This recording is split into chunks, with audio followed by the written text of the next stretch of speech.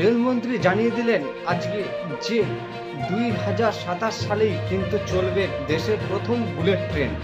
তাহলে সেটা কোন রুটে চলবে, কবে চলবে, সব বিস্তারিত আপনাদেরকে জানিয়ে দেবো আজকের এই ভিডিওটি।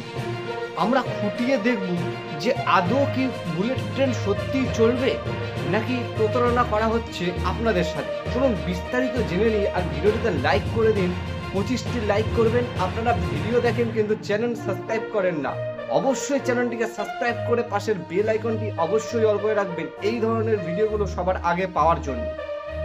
গুজরাটের সুরাট থেকে কিন্তু এই চাকা ঘোরাতে চলেছে বুলেট ট্রেনের আগস্ট মাসে। ভাপির মধ্যে কিন্তু এই ট্রেন চলাচল করবে। গুজরাটের সুরাট থেকে ভাপি পর্যন্ত এই ট্রেন চলবে।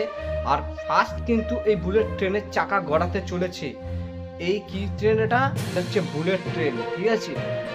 এটা রেলমন্ত্রী অশ্বিনী বৈষ্ণব নিজে জানিয়েছেন যে এটা চলতে চলেছে।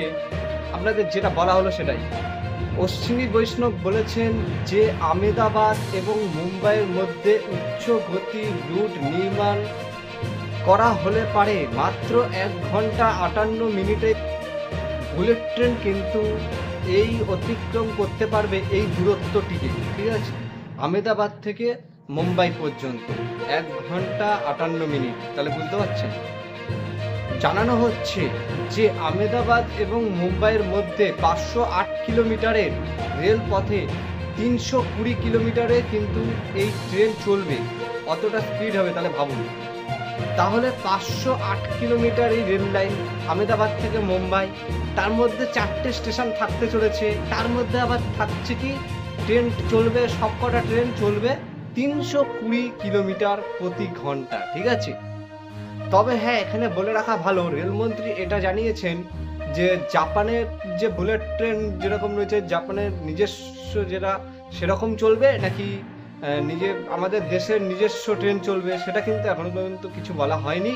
আর এছাড়া কিন্তু এই আগস্ট মাস, যেটা সামনে বছরের যে আগস্ট মাস, 2027 সালে যে আগস্ট মাস, সেই আগস্ট মাসের মধ্যে এই ট্রেন কিন্তু চলতে চলেছে 100 কিলোমিটারের মধ্যে।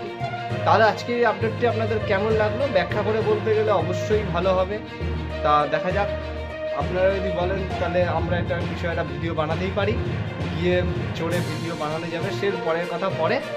কিন্তু আপনাদের ভিডিওটা কেমন লাগলো অবশ্যই কমেন্ট বক্সে জানান লিখে। আর চ্যানেলে নতুন হয়ে থাকলে অবশ্যই সাবস্ক্রাইব করে দিয়ে পাশের বেল আইকন অবশ্যই অল করে রাখুন। তাহলে দেখা হচ্ছে নতুন একটা ভিডিওর সাথে। ততক্ষণের জন্য সবাই সুস্থ থাকুন, নিজের খেয়াল রাখুন। আর চ্যানেলে নতুন হলে অবশ্যই সাবস্ক্রাইব করে রাখুন।